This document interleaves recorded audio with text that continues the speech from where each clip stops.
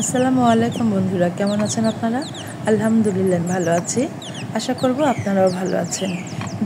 দেশের বাইরের যেখান থেকেই দেখছেন সবাইকে অনেক অনেক ধন্যবাদ, ভালোবাসা জানিয়ে আজকের রেসিপিতে চলে যাচ্ছি। আসেন, এই নাস্তাটা কিন্তু সবার দরকার। কেক, আত্মীয়স্বজন আসলে, মেহমান আসলে অথবা বাসার জন্য কিন্তু সবসময় আমাদের এই কেকটা দরকার হয়। সহজেই বাসায় বানিয়ে নিতে পারবেন। চলে আসেন মূল রান্নায়। আমি এখানে 2টা ডিম নিয়ে নিলাম। মাত্র 2টা ডিম দিয়ে এখানে হাফ কাপের মতো চিনি নিলাম। চিনিটা কিন্তু আপনাদের স্বাদ মতো দিবেন। আর এটা আমি ব্লেন্ডারে ব্লেন্ড করে নিয়েছিলাম। ইচ্ছে করলে পাটায়ও বেটে নিতে পারেন, এতে করে আপনার ব্লেন্ড করতে সময় কম লাগবে, সহজ মনে হবে। আর আস্ত চিনিটা দিলে গলাতে একটু সময় লাগে, 5-7 মিনিট বা 8 মিনিট লাগে। আর এইভাবে করলে 3 থেকে 4 মিনিট বিট করলে কিন্তু হয়ে যায়। যদি চিনিটা বিট করে দেন, মানে মিহি করে দেন, তাহলে খুব দ্রুত বিট হয়ে যায়। এখানে হাফ কাপের মতো তেল দিলাম। বাকি তেলটাও আমি পুরোটা দিয়ে দিয়েছিলাম। পুরোটা দিয়ে আমি ভালো করে বিট করে নিলাম। আর ময়দা দিব 2 কাপের মতো, সমান করে 2 কাপ ময়দা দিলাম। 1 চামচ বেকিং পাউডার, হাফ চামচ বেকিং সোডা। এটা কিন্তু অবশ্যই মনে রাখবেন। 2 কাপ ময়দার মধ্যে আমি 1 চামচ বেকিং পাউডার দিলাম আর হাফ চামচ বেকিং সোডা দিলাম। এই পর্যায়ে এখন এটাকে ভালো করে হুইস্কের মাধ্যমে মিশিয়ে নিচ্ছি।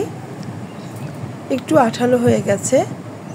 এখন আমি কোকো পাউডারটা দিয়ে দিব।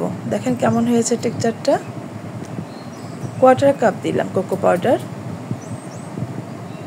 আর এটা একটা মালয়েশিয়ান ব্র্যান্ডের, অবশ্য আমার নামটা আমি পেপারসটা দেখি নাই।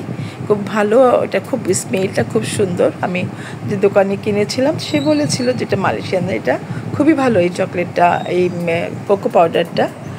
তো আপনারা এটা দিয়ে কিন্তু চকলেটও বানাতে পারবেন। এটা এত সুন্দর একটা কালার হয়, এত সুন্দর একটা স্মেল হয়। দেখেন, আমি কিন্তু একটা ভুল করে ফেলেছি বন্ধুরা। আমি দুধ মিশিয়েছি প্রায় হাফ কাপের মতো। এই দুধ মেশানোটার ভিডিওটা হয়নি।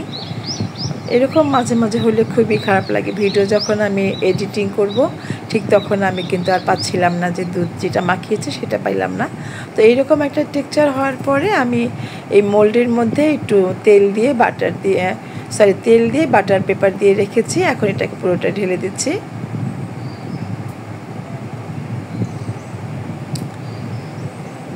একটু উপর থেকে ঢালবেন যাতে ভিতরে বাবল ক্রিয়েট না হয়। তারপর এটাকে পুরোটাকে আমি স্প্যাচুলার সাহায্যে দিয়ে এটাকে একটু ভালো করে ড্যাপ করে দিতে হবে।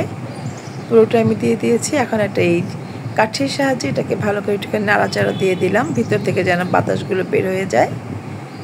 এভাবে করে দিবেন, তাহলে ভিতরে আটকানো যে বাতাসটা সেটা বের হয়ে যাবে, ফাঁকা ফাঁকা হয়ে থাকবে না। আর একটু ড্যাপ করে দিবেন এটাকে, তাহলে ভিতরে বাতাসটা কিন্তু বের হয়ে যাবে।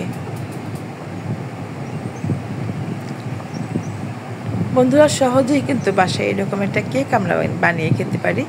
যারা আমার ভিডিওটি দেখছেন, আমার পাশে আছেন, প্লিজ একটু সাবস্ক্রাইব করে দিবেন।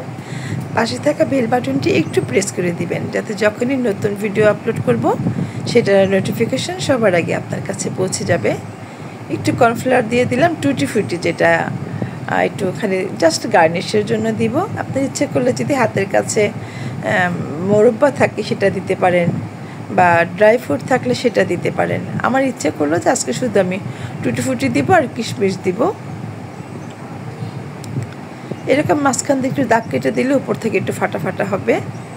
আর টুটি ফুটিগুলো আমি দিয়ে দিলাম। আপনি ইচ্ছে করলে কিন্তু এখানে ড্রাই ফ্রুট, বাদাম, পেস্তা বাদাম, কাজু বাদাম, নিজের পছন্দ মতো ড্রাই ফ্রুট দিয়ে আপনি গার্নিশ করে নেবেন। আমার হয়ে গেছে আমার কেকটা। দেখেন কতটা সুন্দর হয়েছে। যে পাশে যে চুলার হিটটা কম ছিল আমি চুলাই করেছি, সেই পাশে একটু কম ফুলেছে। যে পাশটা হিট বেশি ছিল সেই পাশটা বেশি ফুলে গেছে। দেখেন, কাঠি দিয়ে দেখে দিলাম, পুরো সব দিক দিয়ে ঠিক হয়েছে। এরকম একটা কাঠি দিয়ে চামচের মাধ্যমে অথবা কাঁটা চামচের মাধ্যমে এরকম ছিদ্র করে নেবেন, যাতে ভিতরে যে সুগার সিরাপটা দিবেন সেটা কিন্তু ভিতরে ঢুকবে এবং খুব ময়েস্ট হবে, কেকটা খেতে ভালো লাগবে। এইভাবে আমি সুগার সিরাপটা দিয়ে দিলাম। কালারটা সুন্দর হবে, খুব গ্লসি একটা কালার হবে। আর ভিতরে যে সিরাপটা যাচ্ছে এতে করে কিন্তু কেকটা সবসময় খুব সফট থাকবে। এভাবে রেখে কিন্তু আপনি 5-7 দিন নর্মালি রেখে খেতে পারবেন। এর বেশি কিন্তু খাওয়ার দরকার নেই। ফ্রিজে অনেক দিন রেখে খাবার আসলে খাওয়া উচিত না। আমরা নর্মালি 2-3 দিন 4 দিন খেলাম, এটাই কিন্তু যথেষ্ট।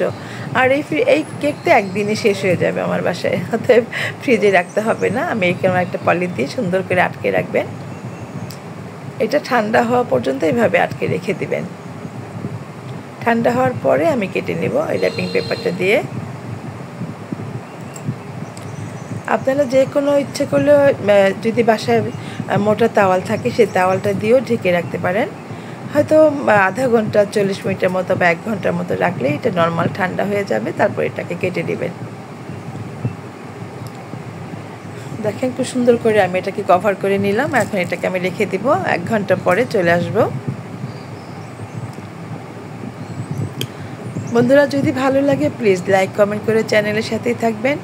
আর ভালো লাগলে সেম একেবারেই সহজ, আপনি ভিডিওটা শেয়ার দিয়ে রাখতে পারেন ফ্রেন্ডস অ্যান্ড ফ্যামিলির সাথে।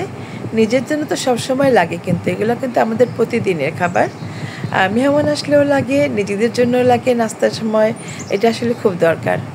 তো এটা কিন্তু আমরা করেই খেতে পারি। এই কেকটা যদি বাসায় করে নিলাম তাহলে যখন তখন করে নেওয়া যায়, বেশি একটা সময় লাগলো না আমার।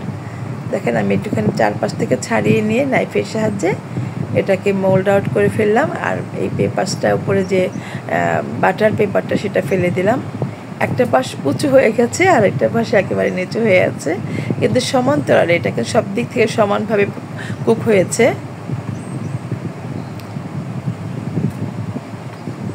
আমি কেটে নিচ্ছি, দেখেন কত সুন্দর, কতটা সফট, কত ফ্লাফি হয়েছে। আমি বলবো এইরকম কেক আসলে সবাই আমরা বাসায় খেতে পারি, কিনে খাওয়ার কোনো দরকার নেই। এই 2 কাপ ময়দা দিয়ে 2 পাউন্ডের একটা কেক হয়েছে। এটা কিনতে গেলে আপনাকে প্রায় 300 টাকা। এরকম অর্গানিক অথেন্টিক কেক কিন্তু পাবেন না। নিজের হাতে বানানো কতটা ফ্রেশ এটা কি আপনি পাবেন বলেন? কখনোই হবে না। বাজার থেকে কিনে আনা কেকগুলো এরকম হতেই পারে না। এটা কতটা সফট, দেখেন কত সুন্দর হয়েছে। তো এরকম করে আমি বলবো সবাই বানিয়ে খাবেন, একেবারেই সহজ। এই উপকরণগুলো কিন্তু আমাদের সবার বাসায় থাকে, ইচ্ছে করলে আমরা সবাই করে খেতে পারি, জাস্ট ইচ্ছে শক্তিটাই দরকার। যারা তখন পাশে ছিলেন, আমাকে সময় দিয়েছেন, সবাইকে অনেক অনেক ধন্যবাদ জানাচ্ছি। দেখা হবে আবার নতুন কোনো ভিডিও, নতুন কোনো রেসিপি নিয়ে। সে পর্যন্ত আপনারা সবাই ভালো থাকেন। আপনাদের সবাইকে অনেক অনেক ভালোবাসা, দোয়া দিচ্ছি। আবার ফিরে আসবো নতুন কোনো ভিডিও, নতুন কোনো রেসিপি নিয়ে। সে পর্যন্ত ভালো থাকেন। বিদায় নিচ্ছি, আমি মিনা। আল্লাহ হাফিজ।